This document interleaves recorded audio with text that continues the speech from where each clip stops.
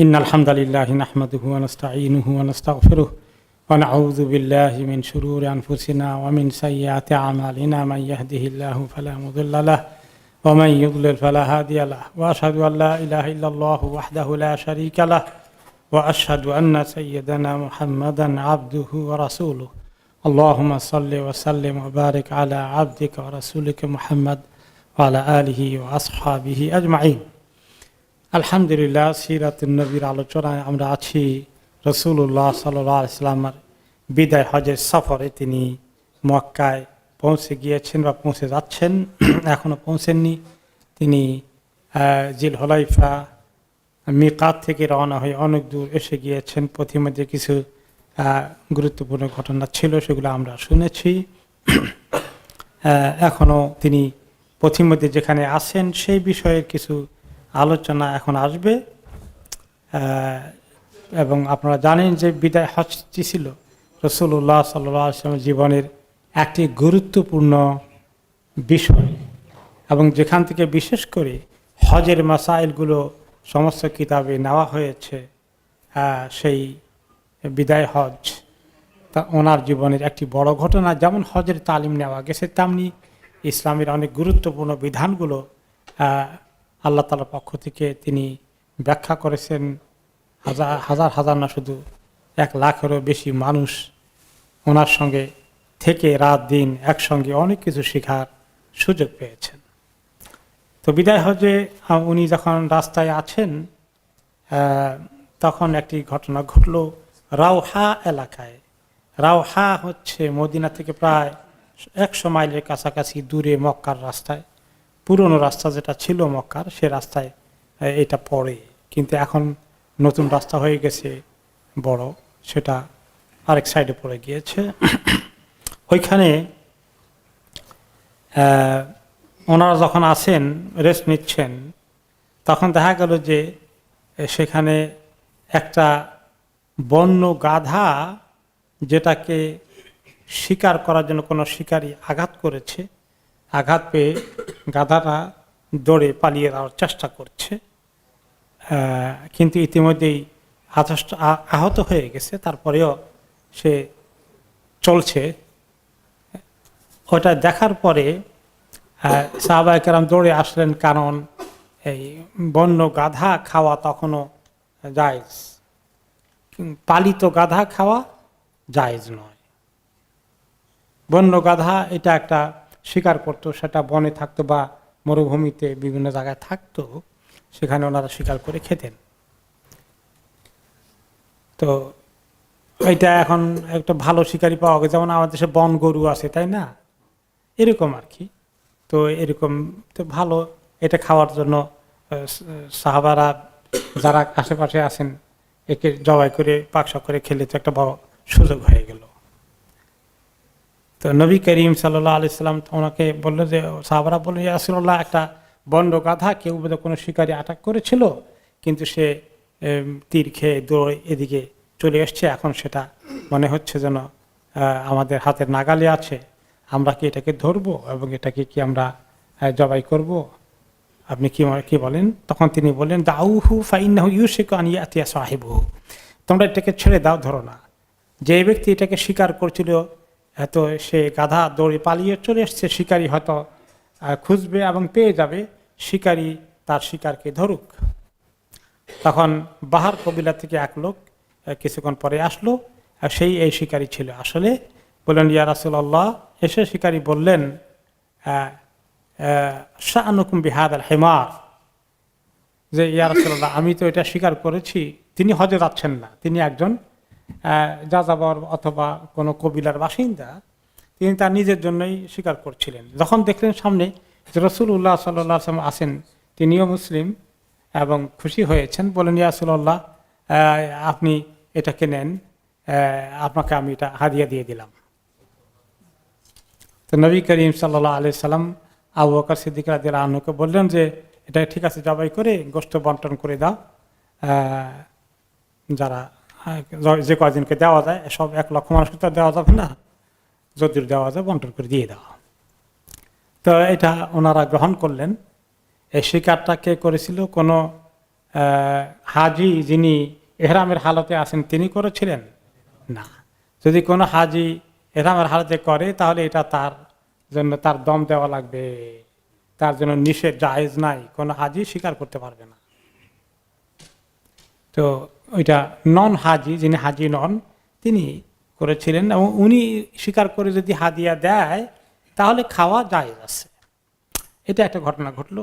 এরপরে কিছুক্ষণ পরে আরেকটা জবি হচ্ছে হরিণ, সেটাকে আরেক শিকারী আরো কিছুক্ষণ পরে তাড়া করেছিল, অ্যাটাক করেছিল। সে তীর সহকারে দৌড়ে পালিয়ে যাচ্ছে এবং এসে একটু দুর্বল হয়ে গেছে।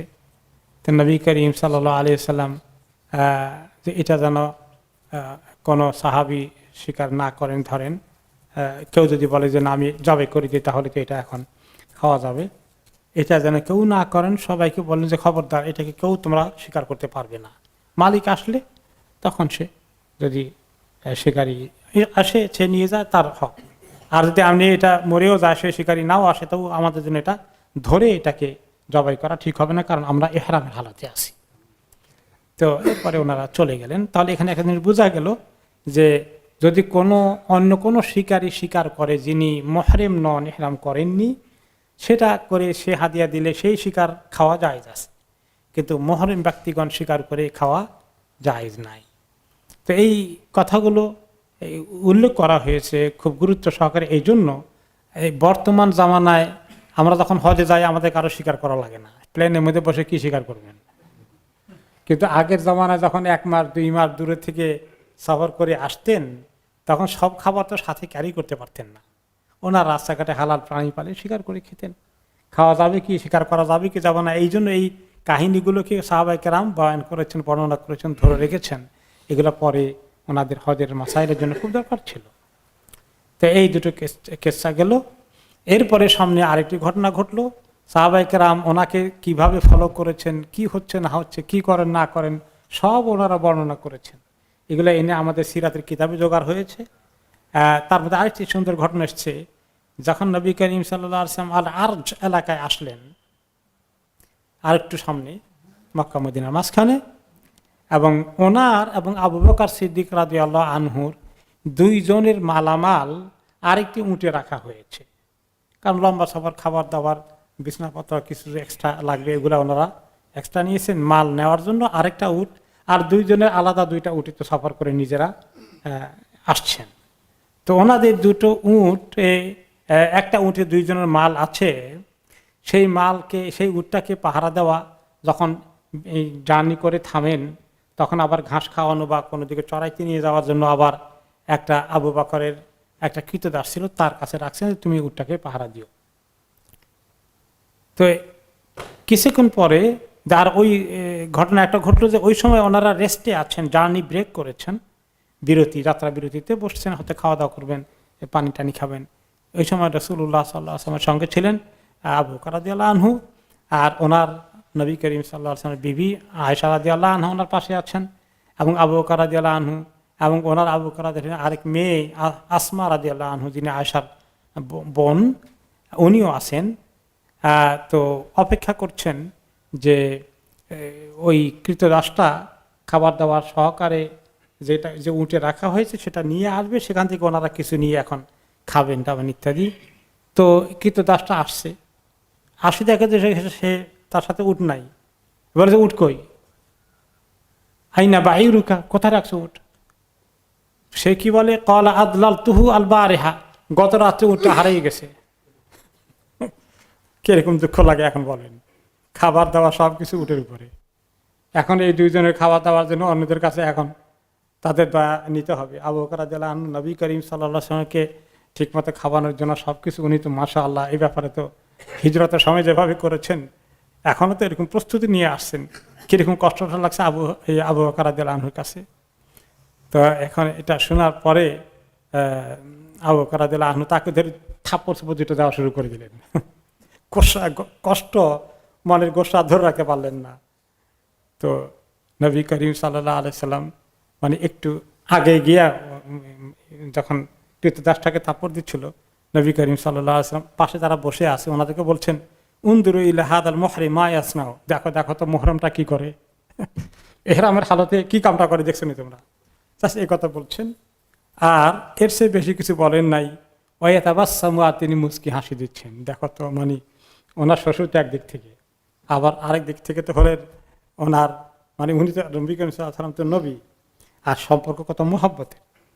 তো খুব বেশি মানে মারদার নাই দিছে, থাপ্পড় টাপড় দিছে হয়তো বা। তো রাসূলুল্লাহ সাল্লাল্লাহু আলাইহি ওয়াসাল্লাম বলেন, দেখো তো হাজী মিয়া কি কাজ করে মুহররম ইহরাম পরে, আর একটু মুচকি হাসি দিলেন। তো এখন বলে তুমি থামাইতে গেলেন না কেন? ওই দুই একটা থাপড় চোপড় দিছে, ইন্ডিয়ার বেশি দিবেন না, আবু বকর রাদিয়াল্লাহু আনহু এর চেয়ে বেশি তার করবেন না, তা না করলেই ভালো হতো। এই জন্য তিনি এই মন্তব্যটা করেছেন। এরপরে ওনারা আরো আগাচ্ছেন, জার্নি চলছে। এরপরে আসেন ওয়াদি উসফান একটা এলাকাতে, ওয়াদি উসফান। ওইখানে যাওয়ার পরে নবী করিম সাল্লাল্লাহু আলাইহি ওয়াসাল্লাম জিজ্ঞেস করলেন, ইয়া আবু বকর আই ওয়াদিন হাদা।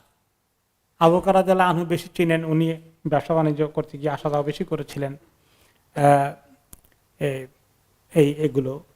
তো নবী করিম সাল্লাল্লাহু আলাইহি ওয়াসাল্লাম কিছুটা চিনেন, তারপরেও তিনি কনফার্ম হওয়ার জন্য জিজ্ঞেস করলেন, আবু বকর এই প্রান্তর যে এলাকা আমরা এখন ক্রস করছি, এই এলাকার নাম কি জানেন? তিনি বলেন, এই এলাকার নাম হচ্ছে ওয়াদি উসফান, ভ্যালি অফ উসফান। উসফান এর সমতল ভূমি, দুই পাহাড়ের মাঝখানে কিছুটা সমতল ভূমিকে ওয়াদি বলে, একটু নিচু, এত উঁচু পাহাড়ের মতো নয়, ওয়াদি উসফান। তো রাসূলুল্লাহ সাল্লাল্লাহু আলাইহি ওয়াসাল্লাম বললেন, লাকাদ মাররা বিহি হুদুন ওয়া সালিহু হাদা বাকারাতিন হুমরিন খুতুমুহাল লিফ উজরুহুম আবা ওয়া আরদিয়াতুহুম নিমা। যে এটা হচ্ছে এই এলাকা দিয়েই আমাকে দেখানো হলো যে হুদ আলাইহিস সালাম এবং সালেহ আলাইহিস সালাম দুই নবী, ওনারা ফিলিস্তিন ওই এলাকা থেকে হজ করতে গিয়েছিলেন, এই বাইতুল্লাহর এই জায়গা দিয়েই যাচ্ছিলেন, এবং ওনারা কিভাবে গিয়েছেন আল্লাহ সেই দৃশ্য আমাকে তুলে ধরেছেন। আমি দেখতে পাচ্ছি তারা দুইজন জবান তাগড়া উটের পেছনে বসা, এবং তাদের উটের যে লাগাম, সেটা আমাদের দেশে যে লাগাম তৈরি করে বা গরুর দিয়ে জন্য রশি তৈরি করে, সেগুলো মেইনলি কি দিয়ে তৈরি হয়? পাট। আরব দেশে তার পাট ছিল না, ওনারা রশি জাতীয় জিনিস কি দিয়ে বানাতেন?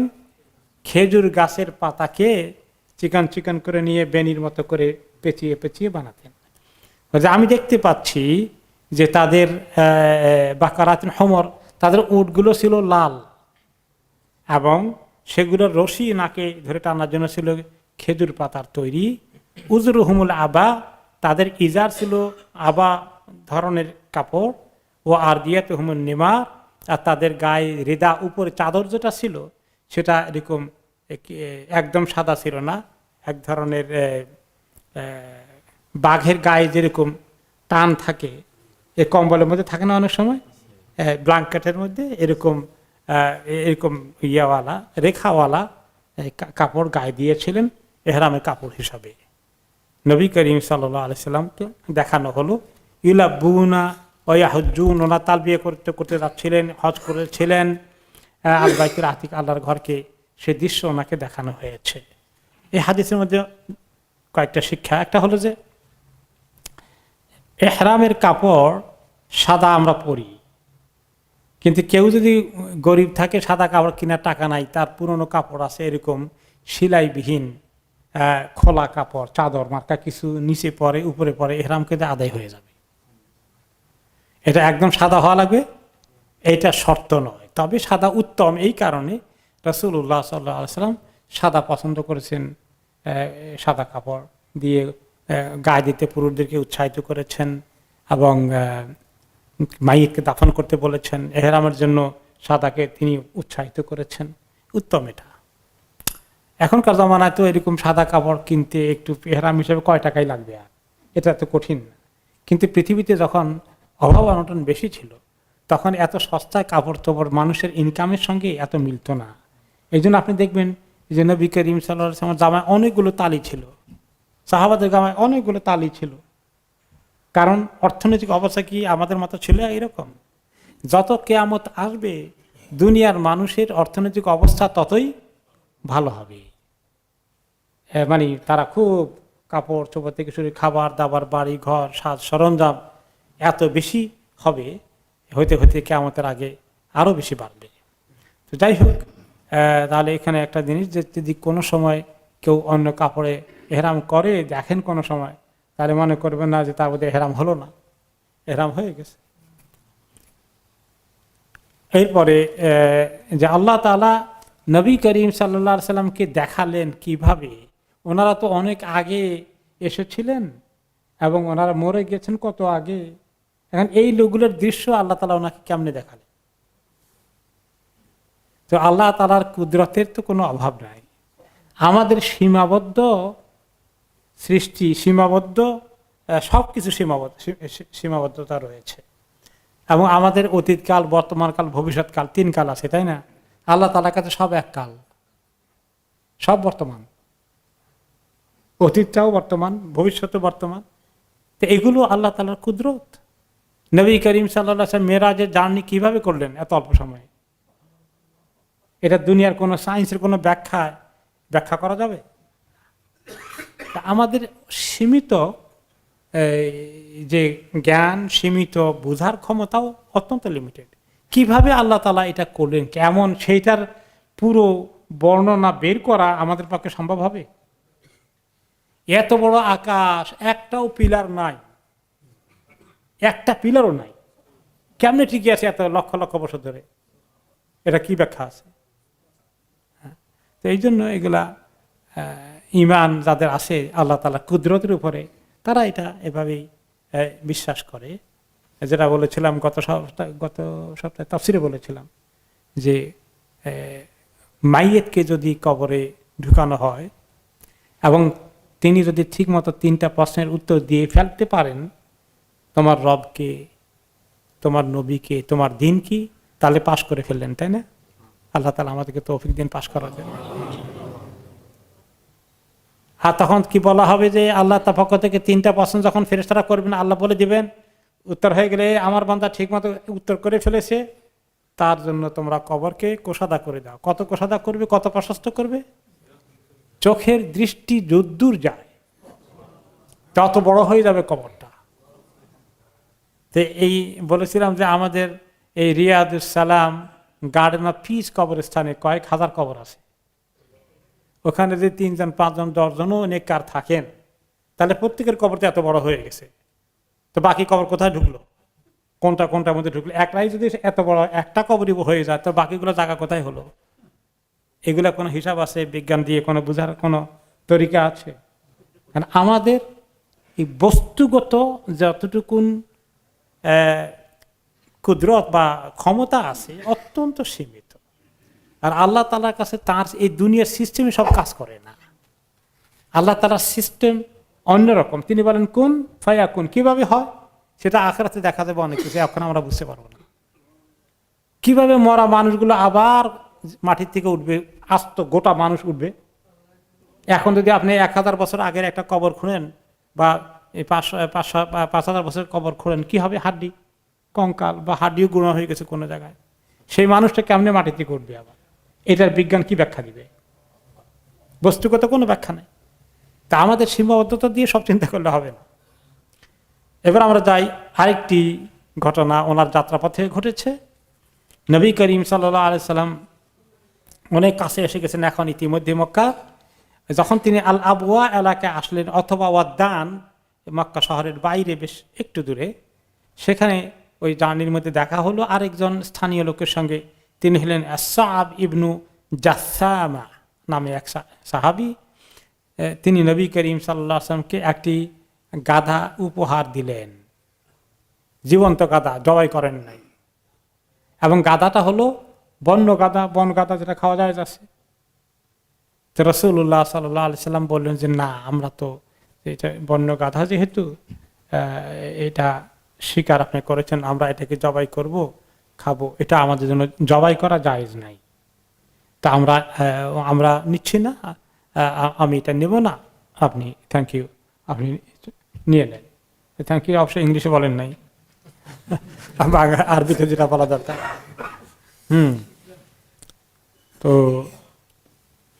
নবী করিম সাল্লাল্লাহু আলাইহি ওয়াসাল্লাম যখন নিলেন না, না আমরা এটা নিচ্ছি না বলে দিলেন। তো বেচারা অনেক আগ্রহ করে আসছিলেন ওনাকে হাদিয়া দিবেন, কিন্তু তিনি নিলেন না। কেমন লাগছে এখন লোকটার কাছে, কত আশা করে আসছে হাদিয়া দিবেন। তো রাসূলুল্লাহ সাল্লাল্লাহু আলাইহি সাল্লাম যখন দেখলেন যে উনি একটু মনে কষ্ট পাচ্ছেন, আরে রাসূলুল্লাহ সাল্লাল্লাহু আলাইহি ওয়াসাল্লাম হাদিয়াটা নিলেন না, তখন উনি ওনাকে ব্যাখ্যা করে বললেন, ইন্না লাম নারুদ্দাহু ইল্লা আন্না হরম, যে আমরা এই জন্য নেই নাই যে আমরা এহরামের হালতে আছি। ওই জান্তটা নিয়ে আসছে আর কি। যদি গোস্ত এনে দিতে একটু গোস্ত খাওয়া যায়, আগের হাদিসে আমরা পড়ে গেছি, তাই না? কিন্তু জান্তটা এটা স্বীকার করার মতোই হবে, উনি স্বীকার করে নিয়ে আসছেন। এখন এটা যদি আপনাকে হাতিয়ে দেন, আপনি জবাই করলে এটা এখন স্বীকারের মতো হয়ে গেল, কাজে এটা খাওয়া যাচ্ছে না। তো বেচারা যাতে কষ্ট না পায় ব্যাখ্যা করে দিলেন। আর তখন হয়তো জবাই করার ওনার দেরি করার সময় ওনার জার্নি সামনে আসে, তো উনি চিন্তা করলেন যে না নিতে পারছেন না, অ্যাপোলজি দিলেন। তো ওনার মনের চেহারায় কষ্টটা দেখে ব্যাখ্যা করে দিলেন, যাতে তিনি ওনার কষ্টটা দূর হয়, যে ওনার হাদিয়াকে প্রত্যাখ্যান করেননি। তো এখানে কি বোঝা গেল, যে রাসূলুল্লাহ সাল্লাল্লাহু আলাইহি ওয়াসাল্লাম ওনার মনের কষ্ট যাতে না হয়, কষ্টটা ফিল করেছেন, এটা দূর করার দায়িত্ব অনুভব করলেন, যে ওনাকে ব্যাখ্যা করে দিলে ওনার মনে কষ্ট আর থাকবে না। তাহলে মানুষের কোনো কারণে কষ্ট হয় কি না আমরা ফিল করলে কষ্টটা দূর করা উচিত, তাই না? অনেক সময় অনেক লোক আপনাকে দাওয়াত দিল, যে আমার একটু দাওয়াত দিচ্ছে, আমার বাড়িতে একটু আসেন, আপনার একটু খাওয়া দাওয়া করাবো, খুব আর্য করে। তো এখন আপনি তো বিভিন্ন কারণে যেতে পারেন না, এখন রাজি না হলে লোকেরা কষ্ট পায়। এবং হাদিসেও আছে যদি সম্ভব হয় রেসপন্ড করা। কিন্তু এখন আখেরি জামানায় মানুষের ব্যস্ততা এত বেশি, কর্মতৎপরতা এত বেশি, পারা দেয় না সবসময়, তাই না? তাহলে ব্যাখ্যা করে দিতে হবে যাতে করে কষ্টটা না পায়। ছোটখাটো জিনিসকেও রাসূলুল্লাহ সাল্লাল্লাহু আলাইহি ওয়াসাল্লাম গুরুত্ব দিয়েছে। এরপরে আমরা দেখি যে এখান থেকে একটা শিক্ষা পাওয়া যায়, কোনো কারণে হাদিয়া তো প্রত্যাখ্যান করা ঠিক না, হাদিয়া কবুল করাটা একটা ভালো গুণ। কিন্তু হাদিয়া কবুল না করে ফেরত দেওয়া যায় যদি বাস্তব কারণ থাকে, তাহলে এটা গুনাহ হবে না। এটাও শিখলাম আমরা এই হাদিস থেকে, তাই না? এখন আপনি মনে করেন কোনো জায়গায় গিয়েছেন, তারা আপনাকে এমন কিছু হাদিয়া দিল যে আপনি এটা এখন নেওয়ার মতো অবস্থা নাই, যে আপনার বাড়ির জন্য একবার তরমুজ নিয়ে আসছি, একটু নিয়ে যান। আপনি যাচ্ছেন হেঁটে আরেক জায়গায় রোগী দেখতে, এখন এটা নিয়ে কি করবেন, কোথায় রাখবেন? ব্যাখ্যা করা যাবে। কেউ যদি বলে হাদিয়া ফেরত দেওয়া ঠিক না, এরকম আবার ফতোয়া দিয়ে বসে, তাহলে এই হাদিস থেকে আমরা পেলাম যে বাস্তব কোনো কারণ থাকলে এটা আপনি ব্যাখ্যা করতে পারেন, এবং এটা আপনার গুনাহ হবে না, ওনাকে যাতে কষ্ট না পায় শুধু ওনাকে বুঝিয়ে দেন। এই জন্য ইমাম বুখারী রহমতুল্লাহ আলাইহি এই হাদিসটি সহিহ বুখারীতে উল্লেখ করে তিনি সেই হাদিসের টাইটেল দিয়েছেন মান রাদ্দাল হাদিয়া লিইল্লাতিন, কেউ যদি কোনো কারণে হাদিয়া ফেরত দিয়ে দেয় তার যে গুনাহ হবে না, এটা বোঝানোর জন্য তিনি হাদিসটি উল্লেখ করেছেন, বিশেষ কারণে যদি নাই। কিন্তু যদি হয় যে হাদিয়াটা পছন্দ হয় নাই, তখন ফেরত দিয়ে দেওয়া হয়তো মুশকিল, এটা ঠিক নয়। কম পছন্দ হলেও নেন, আপনার খাইতে মনে চায় না আরেকজনকে খাওয়াই দিয়েন, ঠিক আছে না? আপনার পড়তে মনে চায় না, আরেকজনকে পড়তে দিয়েন। এরকম হয় যে কোনো সময় আমাদের লোকেরা তোপ কিনে নিয়ে আসে সৌদি আরব থেকে, আনি একজনকে ইমাম সাহেবকে অমুকে তমুকে হাদিয়ে দেয়। তোপের মধ্যে তো আবার কোয়ালিটি আছে, কিছু আছে একেবারে সস্তা, তো অনেকে চিনিও না, সস্তাটা একেবারে ওই লো কোয়ালিটি নিয়ে আসে। এখন আপনি কি করবেন? আপনি তো এটা পড়েন না, তাই না? আপনি যদি বলেন না এত কম দাম, এটা তো আমি পড়ি না, নিয়ে যান, তো কেমন লাগে? তখন আপনি কি করবেন? ঠিক আছে, জাযাকাল্লাহ খায়রান, ওকে। পরে আপনি গরিব মিসকিন অথবা এখানে ইসলামিক রিলিফের চ্যারিটির বক্স আছে, সেখানে আপনি দিয়ে দিলেন। কবুলটা করা হয়ে গেলে বেচারা আর কষ্ট পেলেন না। তো এই শিক্ষাটাও আমরা এর সঙ্গে লিঙ্কড হয়ে আছে। এরপরে আমরা যাই যে রাসূলুল্লাহ সাল্লাল্লাহু আলাইহি ওয়াসাল্লামের যাত্রা অব্যাহত আছে। সামনের দিকে আরেকটি এলাকা গেলেন, সেই এলাকাটার নাম হলো সারিফ। মক্কার আগে সারিফ এলাকায় পৌঁছলেন। ওখানে তিনি তখন থামলেন যাত্রা বিরতি করার জন্যে, রেস্ট, নামাজ, খাওয়া দাওয়া কিছুর জন্যে, এবং সঙ্গী সাথীদেরকে বললেন মান লাম ইয়াকুন মিনকুম মাহু হাদিয়ুন فأحب أن يجعلها عمرة فليفعل ومن كان معه هدي فلا। এখন প্রায় মক্কার কাছাকাছি এসে গেছেন। এই সময় যাত্রা বিরতির এই সমাবেশে তখন তিনি বললেন, তোমরা যারা যারা সঙ্গে করে কোরবানির পশু নিয়ে এসেছ, তোমরা তাহলে এক কাজ করো, এই হজের যে নিয়ত করেছিল নিয়ত পাল্টিয়ে ফেলো, এটা ওমরা নিয়ত করে ফেলো। ওকে, ওমরা করে ফেলো, মক্কায় গিয়ে ওমরা করে তোমরা কাপড় চোপড় খুলে হালাল হয়ে যাবা, পরে হজের নিয়ত করবে। আবার হজের তারিখের এসে গেলে 9 তারিখে বা 8 তারিখের দিকে তোমরা নতুন করে হজ নিয়ত করবে। এরকম হজকে কি হজ বলা হয়? তামাত্তু হজ। যারা যারা কোরবানির পশু সাথে করে নিয়ে এসেছ, তারা সবাই এখন কেরান বাদ দিয়ে তোমরা কি করো? তামাত্তু করো, ওমরা নিয়ত করে ফেলা। এবং নবী করিম সাল্লাল্লাহু আলাইহি সাল্লাম তিনি নিজে কিন্তু কোরবানির পশু নিয়ে এসেছিলেন, কিন্তু তিনি আসলে ওনার হজ এবং ওমরা একসঙ্গে ছিল। এরপরে হলো যে রাসূলুল্লাহ সাল্লাল্লাহু আলাইহি ওয়াসাল্লাম যেহেতু তিনি কোরবানির পশু নিয়ে এসেছেন, সেজন্য তিনি পারলেন না, ওনাকে কেরান করতে হলো। মেজরিটি সাহাবী অবশ্য ওনারা ওমরা করে ফেললেন, হজের নিয়ত বাদ দিয়ে উমরা নিয়ত ঢুকিয়ে দিলেন, কারণ ওনারা মক্কায় গিয়ে উমরা করে ইহরাম থেকে বের হয়ে যাবেন। ওই জায়গাতেই সারাফ এলাকাতেই যখন যাত্রা বিরতিতে বসে আছেন, এই সময় তিনি মা আয়েশাকে দেখতে গেলেন ওনার তাঁবুর মধ্যে। গিয়ে দেখেন যে উনি কাঁদছেন। মা আয়েশা তাঁবুতে বসে বসে কাঁদছেন, কান্নাকাটি করছেন, কাঁদছেন। তিনি জিজ্ঞেস করলেন, মা ইউকি কি ইয়া হানাতা, তোমাকে কোন জিনিস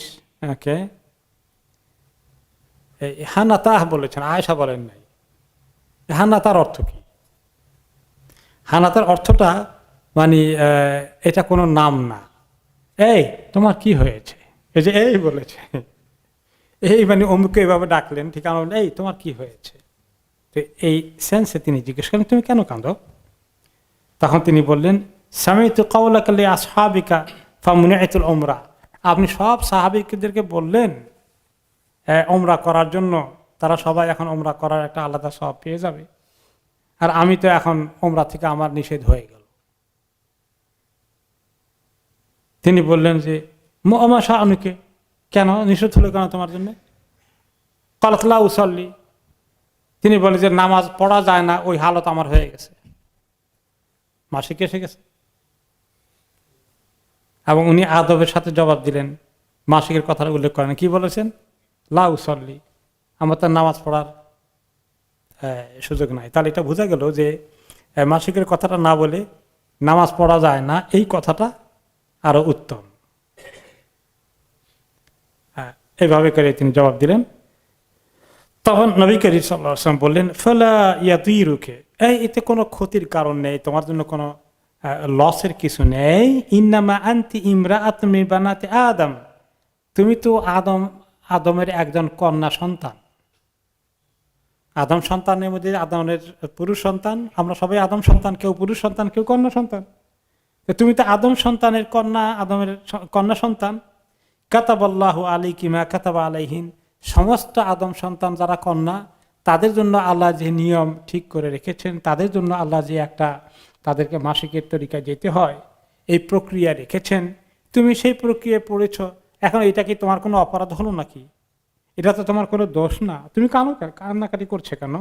এটা আল্লাহর হুকুমে হয়েছে, সব মেয়েদেরকে আল্লাহ এটা দিয়েছেন। ফাকুনি ফি হাজ্জাতিকি ফাআসাল্লাহু আন ইয়ারযুকাকিহা, তো তুমি তোমার হজের ইহরামের মধ্যেই থাকো, তুমি ওমরা নিয়ত করো না, আর আফসোস করার দরকার নাই। আশা করা যায় আল্লাহ তোমার রিজিকে রাখলে অন্য সময় ওমরা করে নিতে পারবা। ওমরা জীবনে আর করা যাবে না তা তো না, এখন হজ করো। ওনাকে বুঝিয়ে দিলেন। অন্য রেওয়ায়তে আসছে, আয়েশা রাদিয়াল্লাহু আনহা নিজে বলেছেন সে রেওয়ায়তটা, যে আমরা যখন সারেফ এলাকায় আসলাম, আমার ওই সময় মাসিক এসে গেল। নবী করিম সাল্লাল্লাহু আলাইহি সাল্লাম আমার ঘরকে, আমার তাঁবুতে ঢুকলেন আমাকে দেখার জন্যে। আমি এসে দেখলাম যে আমি কাঁদছি। আমি বললাম, আমাকে জিজ্ঞেস করলেন তুমি কাঁদো কেন? আমি বললাম যে আহারে কি বলবো আর, আমার আফসোস, যদি এবার আমি হজে না আসতাম তাই ভালো হতো। বলে কেন, কি হয়েছে? যে তখন তিনি বলেন, আর তোমার কি মাসিক হয়ে গেছে? তিনি বলেন যে হ্যাঁ তাই।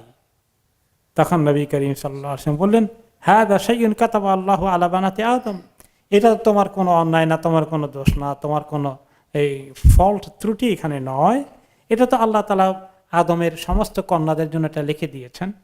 আদমের যত কন্যা সন্তান আছে সবাইকে, ইফআলি মা ইয়াফআলুল হাজ, সমস্ত হাজিরা যতগুলো কাজ করে তুমি সবগুলোই করতে পারবে, শুধু গায়রা আন লা তাতুফি বিল বাইতি হাত্তা তাতহুরি, পবিত্রতা অর্জন না করা পর্যন্ত শুধু আল্লাহর ঘরের তাওয়াফটা করতে পারবে না। এছাড়া তো তুমি বাকি সব কাজ করতে পারবে, তুমি মিনায় মুজদালিফা আরাফাতে হজ তো তোমার কোনো ক্ষতি হবে না, ত্রুটি হবে না। তো এইভাবে ওনাকে তিনি বুঝিয়ে দিলেন। আলহামদুলিল্লাহ উনি সান্ত্বনা পেলেন। তারপরেও কথা আছে, হয়তো পরে আসবে, যে তিনি হজের পরে আবার একটু কাঁদলেন, আহারে সবাই দুইটা করলো, হজ করলো, উমরা করলো, আমি শুধু হজ নিয়েই থাকলাম। তখন রাসূলুল্লাহ সাল্লাল্লাহু আলাইহি ওয়াসাল্লাম ওনার ভাই আব্দুর রহমান ইবনে আবি বকর, আবু বকরের এক ছেলের নাম ছিল আব্দুর রহমান, আয়েশার ভাই, বলেন যে তোমার বোনকে নিয়ে একটা উমরা করিয়ে নিয়ে আসো, এই হালাল এলাকায় নিয়ে চলে যাও, হারামের বাইরে, যেটা বর্তমানে আমরা এটাকে তানঈম বলি, তাই না? তানঈম এলাকায় ওনাকে নিয়ে গেল, যেটা হারাম শরীফের সবচেয়ে কাছে, হারাম এরিয়ার বাইরে, যেখান থেকে মক্কাবাসীদেরকে উমরার জন্য ইহরাম করতে হয়, সেখানে নিয়ে গেলেন। সেই এলাকার নাম হলো তানঈম। এখন সেই এলাকায় একটা বড় মসজিদ করা হয়েছে, সেই মসজিদের নাম কি? মসজিদে আয়েশা। তো ওই মসজিদে তিনি নামাজ পড়ছিলেন, এই জন্য ওই মসজিদের নাম তান, ওখানে কোনো মসজিদ ছিল না তখন। পরবর্তী পর্যায়ে মসজিদ করে ওনার এই এলাকা থেকে যেহেতু তিনি ইহরাম করে গিয়েছিলেন, সেই জন্য সেটাকে মসজিদে আয়েশা বলা হয় আর কি। ওকে, রাইট। এখানে গেল, এরপরে তিনি আস্তে আস্তে আরো এগুলেন, এগুতে এগুতে উনি জি তুয়া এলাকা পৌঁছে গেলেন। জি তুয়া একদম মক্কা শহরের উপকণ্ঠে। সেখানে যখন তিনি পৌঁছলেন, তিনি কিছুক্ষণ তালবিয়া থামিয়ে দিয়ে রেস্ট নিলেন। সেই রাত্রটা ছিল শনিবারে দিবাগত রাত, আর আরবি হিসাবে বা ইসলামিক ক্যালেন্ডারে এটা রোববারের রাত, কারণ আরবিতে তো ইসলামিক ক্যালেন্ডারের রাত আগে, তাই না? তো রোববারের রাত্রে সেখানে পৌঁছলেন, একদম মক্কা শহরের উপকণ্ঠে। সেদিন ছিল রোববার রাত। পরের দিন সকালে ওনারা সকাল করলেন, ঘুম থেকে উঠলেন, উঠে আগে সবাই গোসল করে নিলেন, রাসূলুল্লাহ সাল্লাল্লাহু আলাইহি ওয়াসাল্লাম নিজে গোসল করলেন এবং ফজরের নামাজটা পড়লেন। অতঃপর আস্তে আস্তে কিছু হয়তো নাস্তা পানি খেলেন, খেয়ে মক্কার দিকে রওনা করে দিলেন। মক্কা শহরে ঢুকছেন। কোন জায়গা থেকে ঢুকছেন? বর্তমানে কুদাই একটা এলাকা বলে, যেটা কেদা ছিল, কেদা বলা হতো আগে, সে এলাকায় মিসফালার পরে।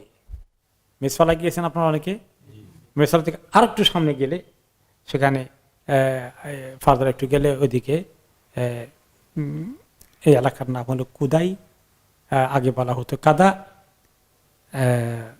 এবং সেখান দিয়ে তিনি পরে আস্তে আস্তে তিনি মসজিদে হারামের দিকে ঢুকলেন, যেটাকে মক্কাবাসীদের কবরস্থান, যেটা আল হুজুন এলাকায়, যেটাকে বলা হয় আল মুআল্লা কবরস্থানের পাশে দিয়ে তিনি আস্তে আস্তে হারামের দিকে ঢুকলেন। আস্তে আস্তে মসজিদে হারামে ঢুকলেন রোববার, তখন দোহার সময়, 4টের সময়, ফজরের বেশ কিছু পরে, সূর্য তখন অনেকটুকু উঠে আলো প্রখর হয়ে গেছে। ওই সময় তিনি মসজিদে হারামে প্রবেশ করলেন, এই ইহরাম অবস্থায় তালবিয়া করতে করতে ঢুকলেন। কোন গেট দিয়ে ঢুকেছিলেন সেটাও সাহাবায়ে কেরাম নোট করে রেখেছেন। তখনকার গেটের নাম ছিল, যে কয়েকটা গেট তখন ছিল, একটা গেট ছিল বাব আব্দি মানাফ, পরে এই গেটটার নাম হয় বাব বনি সাইবা, পরে আবার পরবর্তী পর্যায়ে আখেরি জামানায় সেটার নাম হয় বাবুস সালাম। এই গেট দিয়ে ঢুকলেন। এই জন্য অনেকেই এই গেট দিয়েই উমরার জন্য ঢুকে এখনো, যেখান দিয়ে ঢুকার সুন্নত। ওটা আসলে এমন শক্ত কোনো সুন্নত যে তোমরা বাবে সালাম দিয়ে ঢুকো, এরকম কোনো নির্দেশ তিনি দেননি। ওনাদের সুবিধা হয়েছিল এই দিক দিয়ে ঢুকতে, সেজন্য এতটুকুনি আর কি। তারপরে কেউ কেউ স্টিল এটাকে ফলো করার চেষ্টা করেন। তারপরে তিনি ঢুকার পরে কি ইয়ে করলেন, তালবিয়া পড়তেছেন তো স্টিল, কারণ ওমরা করার আগ পর্যন্ত তালবিয়া কন্টিনিউ করবে। ঢুকার সময় তিনি একটি দোয়া পড়েছেন বলে কোনো কোনো হাদিসে এসেছে, কিন্তু হাদিসটি শক্তিশালী সনদ নাই, হাদিসটি দঈফ। তবু অনেকেই ফজিলতের কারণে মানে দঈফ হাদিসের বেশি আমল করে আর কি, কেউ কেউ আছেন।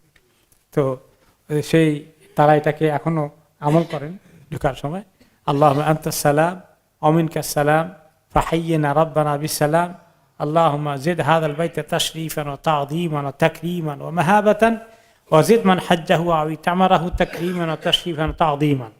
এটা কেউ কেউ বলেন এখনো, কিন্তু হাদিসটি দঈফ।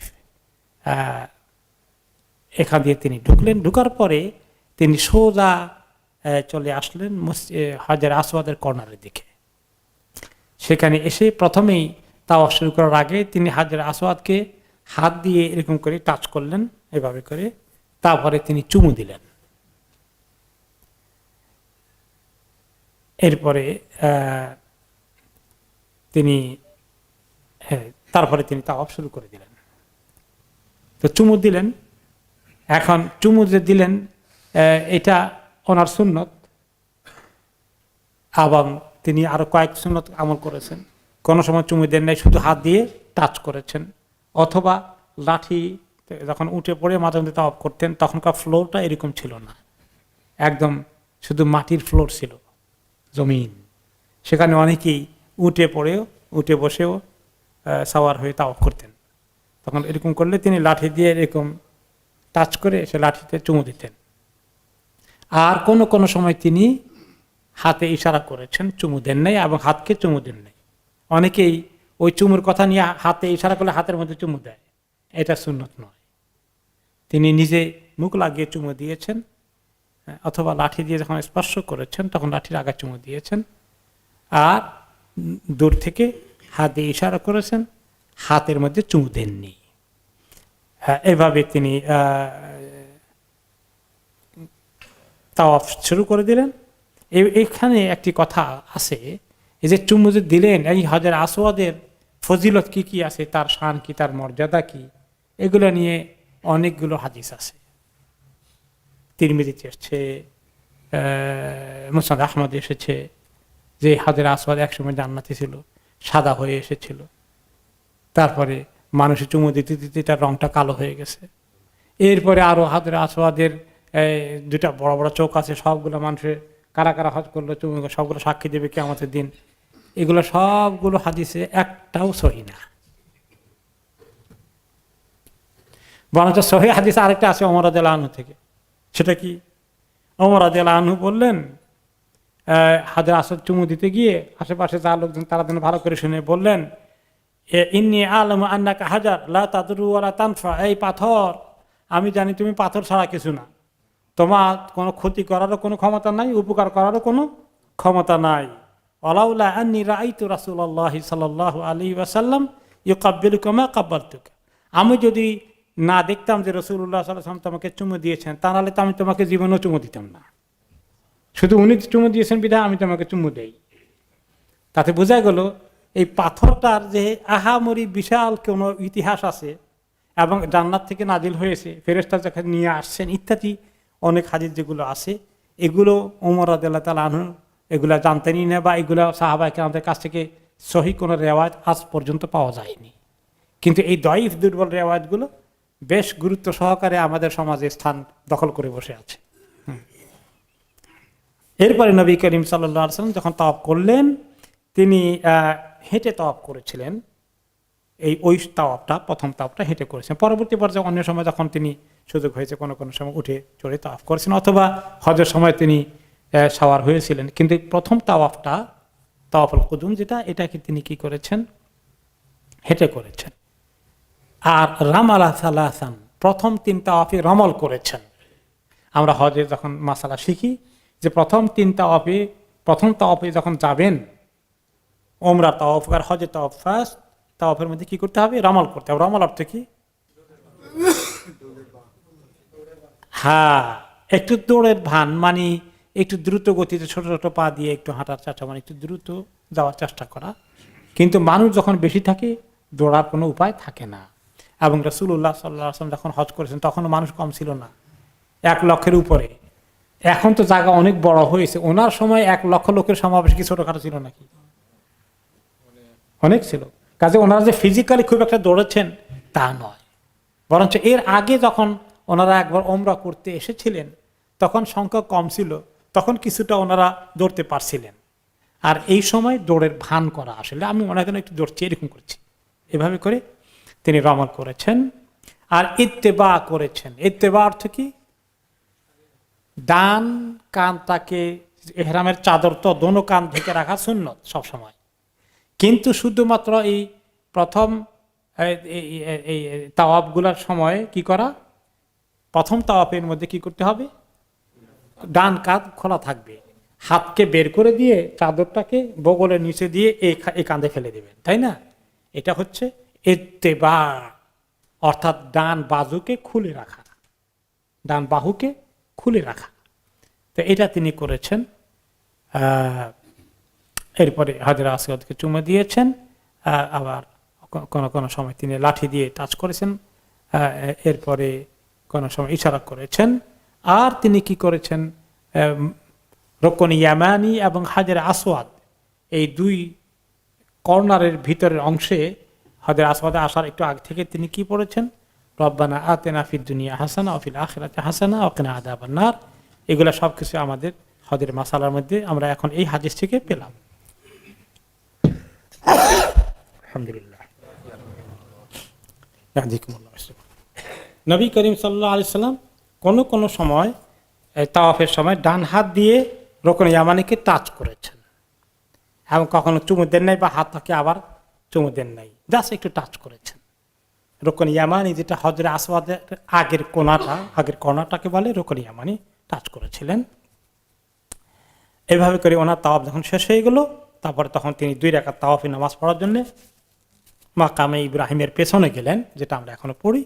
যাওয়ার সময় ওখানে পৌঁছে গিয়ে বললেন কোরআনের একটি আয়াত, ওয়াত্তাখিযু মিন মাকামে ইব্রাহিমা মুসাল্লা। আল্লাহ তাআলা বলেছেন, তোমরা যখন আল্লাহর ঘরে তাওয়াফ করতে যাও তখন তোমরা মাকামে ইব্রাহিমে নামাজ পড়ার জায়গা হিসাবে ব্যবহার করো, নামাজ পড়ার জন্য জায়গা থাকলে এটাই উত্তম।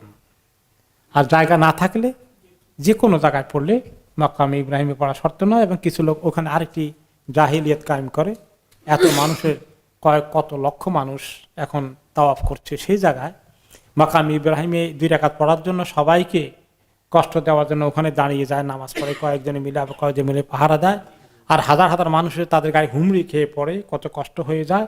এগুলো একদম নিষেধ। মানুষকে কষ্ট দেওয়া এটা জায়েজ না জায়েজ? না জায়েজ, গুনাহ। তো কাজে যে কোনো জায়গায় পড়ে নেওয়া উচিত।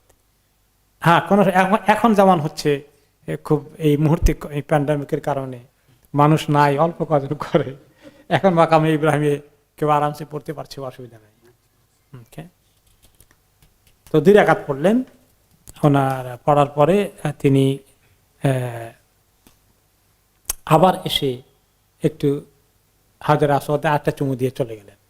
এখন আর আমরা এটা রেকমেন্ড করি না, এটা একটা নফলের মতো আর কি। কারণ হলো যে এটা করতে গেলে যে তাওয়াফের যে স্রোত চলছে, এই স্রোতটা ব্যাহত হবে, আপনি মানুষকে উল্টা কষ্ট দেবেন, এই কাজটা করা ঠিক না। বিদায় এখন ওলামায়ে কেরাম আলোচনা করতে গিয়ে হয়তো তালিমের মধ্যে আবার চুমো দিয়ে তারপরে সাই করতে যাও, এটা আর বলেন না। এরপরে এখান থেকে তিনি চলে গেলেন সাফা পাহাড়ের দিকে। তখন তো একটু পাহাড়ের মতো ছিল, মানে টিলার মতো ছিল উঁচু, সেখানে উঠলেন। এবং যখন তিনি একদম সাফা পাহাড়ের প্রান্তে এসেছেন, উঠার আগেই তিনি তখন পড়লেন, ইন্নাস সাফা ওয়াল মারওয়াতা মিন শাআইরিল্লাহ ফামান হাজ্জাল বাইতা আও ইতামারা ফালা জুনাহা আলাইহি আন ইয়াতাওয়াফা বিহিমা মান তাতাওয়া খায়রা ফাইন্নাল্লাহা শাকিরুন আলিম। যে সাফা এবং মারওয়া হচ্ছে আল্লাহ তাআলার পক্ষ থেকে নিদর্শন, হজের কতগুলো আলামাতের মধ্যে অন্যতম। তারপরে তিনি তারপরে শেষে বললেন, আবদাউ বিমা বাদা আল্লাহু বিহি, আল্লাহ যেটা দিয়ে শুরু করছে আমি সেটা দিয়ে শুরু করব। 2 পাহাড়ের মধ্যে সাই হবে, সাফা এবং মারওয়ার মধ্যে কোনটা থেকে শুরু হবে? তো তিনি বলছেন আল্লাহ যেহেতু প্রথমে সাফা বলেছেন, আল্লাহ তাআলা ইন্না সাফা ওয়াল মারওয়া, আল্লাহ প্রথমে কোনটা বলেছেন? সাফা।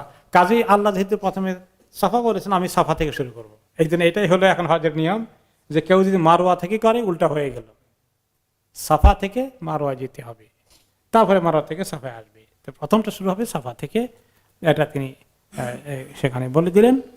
এরপরে যখন তিনি ফারাকা আলাইহি, একটু উঁচু টিলার মধ্যে উঠলেন সাফার, উঠার পরে তিনি একটু নজর দিলেন, চোখ বুলালেন আল্লাহর ঘরের দিকে, এভাবে চেহারাটা ঘুরালেন, আল্লাহ ঘরের দিকে দেখলেন। আর তখন তিনি পড়লেন লা ইলাহা ইল্লাল্লাহ ওয়াহদাহু লা শারীকা লাহু আল্লাহু আকবার, লা ইলাহা ইল্লাল্লাহ আল্লাহু আকবার। এটা পড়ে তারপর বললেন লা ইলাহা ইল্লাল্লাহ ওয়াহদাহু লা শারীকা লাহু লাহুল মুলকু ওয়া লাহুল হামদ ওয়া হুয়া আলা কুল্লি শাইইন কাদির, লা ইলাহা ইল্লাল্লাহ আনজাযা ওয়া'দা ওয়া নাসরা আবদা ওয়া আ'আযযা জুনদা ওয়া হাযামা আহজাবা ওয়াহদা। এই দোয়াগুলো তিনি পড়লেন। এগুলা হজের কিতাবে আছে, মুখস্থ করে রাখা আছে। অনেকে তারা হজে উমরায় যান, সেগুলা সেখান থেকে আমরা পড়ি। তো এভাবে করে তিনি লা ইলাহা ইল্লাল্লাহ ওয়াহদাহু লা শারীকা লাহু এটাকে 3 বার করে পড়লেন। তারপরে সেখানে তিনি দোয়া করলেন কিবলামুখী হে মুক্তাসার। অতঃপর তিনি এবার সাফা থেকে নিচের দিকে নামলেন। হাত্তা ইদান সাব্বাত কাদামাহু ফি বাতনাল ওয়াদি, ওই উঁচু টিলার থেকে যখন সমতল ভূমিতে নামলেন, তখন তিনি কি করলেন, ইয়ের দিকে গেলেন, সামনের দিকে গিয়ে তখন একটু দ্রুত হাঁটলেন, দ্রুত করে একটু দৌড়ার মতো ভান করলেন, একটু কুইকলি গেলেন। আর এতক্ষণ হাঁটার অবস্থা ছিলেন, এখন একটু দৌড়ার ভাব করলেন। এবং এখন যেটা আপনারা দেখেন সাফা মারওয়ার মধ্যে, তখন তো এরকম ছিল না। 2টা টিলা 2 জায়গায় আছে, মাঝখানে নিচু, তারপরে আবার এভাবে উঠতেন। এখন তো প্রায় সব সমতল হয়ে গেছে, তবু ওই এরিয়া মার্ক করা আছে কোন জায়গায় নিচু সমতল ভূমিটা ছিল, সেটা মার্ক করার জন্য 2টা লাইট এখন দিয়ে দেওয়া আছে, যে সবুজ লাইট, যে সবুজ লাইটের মাঝখানে ততটুকুন নিচে ছিল, নিচু সমতল ভূমি ছিল। পরে 2 মাথায় আস্তে করে একটু টিলার মতো দোনো দিকে ছিল। তো তখন তিনি ওখানে একটু রামাল করলেন, দ্রুত গতিতে হাঁটলেন বা একটু দৌড়ার ভান করলেন। আর সাথীদেরকে বললেন লা ইউক্তাউল ওয়াদি ইল্লা সাদ্দান, যে এই টাইমটা তোমরা একটু দ্রুত যাবা। দৌড়ার উদ্দেশ্য কি? দ্রুত তাড়াতাড়ি করে পার হবে এই এলাকাটা। কারণ কি? এর ইতিহাস আছে।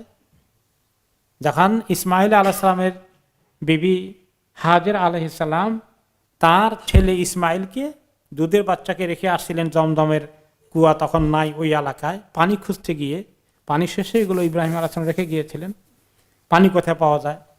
তখন তো কাবা তো একটু নিচে, যেখানে ওনাদেরকে রেখে আসছিলেন। তো একটু উঁচু 2 পাহাড়ে উঠলেন, যেদিকে সাফা পাহাড়ে উঠে দেখলেন এদিকে সেদিকে পানির কোনো লক্ষণ আছে কিনা। পানির লক্ষণ কি আরব দেশে? পাখি উড়বে, যেখানে কুয়া থেকে পানি থাকে, দেখা যায় কিনা কিছু, দেখলেন কিছু নাই। আবার নিচে গিয়ে দেখি ওই পাহাড়ে রাইতো দেখি ওখানে থেকে কিছু দেখা যায় কিনা, পাখিটাকে কোনো জায়গায় উড়ে কিনা, নাই। আবার এখানে আসলেন, আবার ওখানে গেলেন। এখন যখন পাহাড়ের উপরে থাকে তখন বেবিকে দেখেন, বাচ্চাকে দেখেন, ঠিক আছে মনে হয় যেন। যখন নিচে চলে যান দেখা যায় না, তখন তিনি খুব অস্থির হয়ে যান, তখন দ্রুত গতিতে দৌড়ে যান, সে ঠিক আছে কিনা, না কোনো বাঘটাকে তাকে খেয়ে ফেললো কিনা, অস্থির হয়ে যান। এভাবে করে করে তিনি যে গিয়েছিলেন, ওনার একজাক্টলি এই জায়গায় তিনি দৌড়ছিলেন হাজের, সেই জায়গায় রাসূলুল্লাহ সাল্লাল্লাহু আলাইহি ওয়াসাল্লাম দৌড়লেন। এইটাকে আল্লাহ তাআলা হজের অংশ বানিয়ে দিলেন, ওমরার অংশ বানিয়ে দিলেন। এই মহিলার কোরবানিকে আল্লাহ তাআলা এইভাবে কবুল করেছেন। তারপর তিনি বললেন যে তোমরা একে দ্রুত যাবা। আরো তিনি বলেছেন ইসআউ ফাইনাল্লাহ কাতাবা আলাইকুমুস সাই, তোমরা সাই করা, আল্লাহ তাআলা তোমাদেরকে সাই করা ফরজ করে দিয়েছেন, কেউ কেউ ওয়াজিব বলেছেন।